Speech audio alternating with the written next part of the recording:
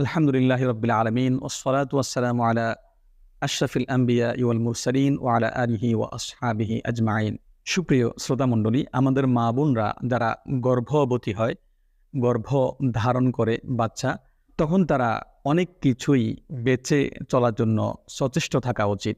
বিশেষ করে ওই সময় অতিরিক্ত পরিমাণে মোবাইল ফোনে সময় না দেয়া এবং অতিরিক্ত পরিমাণে বাজে কথাবার্তা শোনার মাধ্যমে সময় অতিবাহিত করা থেকে বিরত থাকা এবং মানুষের গীবত শেকায়েতের মধ্য হতে লিপ্ত থেকে যে অভ্যাস, সে অভ্যাসকে পরিত্যাগ করা এবং পাশাপাশি কিছু আমল করা, ভালো ভালো কাজের মধ্যে সময়কে অতিবাহিত করার জন্য চেষ্টা করা।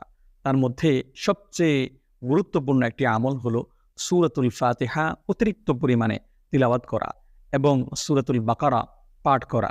সূরাতুল বাকারা যদি পাঠ করতে অক্ষম হয় তাহলে মোবাইলের মধ্যে সেটাকে শোনার জন্য চেষ্টা করা। এরপরে সূরাতুল ইখলাস ৩ বার পাঠ করা, পাশাপাশি সূরাতুল কাফিরুন তথা ৩ কুল, সূরাতুল ফালাক, সূরাতুন নাস এগুলি পাঠ করে ফুঁক দিয়ে হাতকে শরীরের মধ্যে মুছে নেয়া বা মাসেহ করে নেয়া।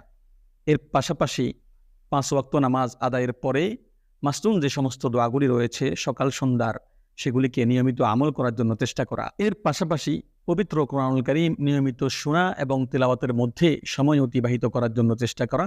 আল ইজতিনাব আনিল মাসিয়া, বিশেষ করে গুনাহ হতে বেঁচে থাকা। সবসময় আমরা গুনাহ হতে বেঁচে থাকবো, এটা এজ এ মুমিন আমাদের জন্য দায়িত্ব এবং কর্তব্য, গুনাহ পরিহার করা। তবে এই সময় যেহেতু সেন্সিটিভ একটি সময়, সেজন্য আরও বেশি সতর্কতার সাথে গুনাহ মুক্ত থেকে সময় অতিবাহিত করার জন্য চেষ্টা করা। আর যতটুকু সম্ভব পবিত্র থাকা, অযু অবস্থায় থাকার জন্য চেষ্টা করা। সর্বোপরি আমাদের মা বোনদেরকে গর্ভবতী অবস্থায় এই আমলগুলি করে নিজের শরীরকে বন্ধ করে সময় কাটানো এবং আমলে জিকির আজকারের মধ্যে লিপ্ত থেকে সময়কে অতিবাহিত করে কাজে লাগানোর জন্য চেষ্টা করার জন্য তৌফিক দান করুক। সকলে ভালো থাকুন, সুস্থ থাকুন। আসসালামু আলাইকুম ওয়া রাহমাতুল্লাহি তাআলা ওয়া বারাকাতুহু।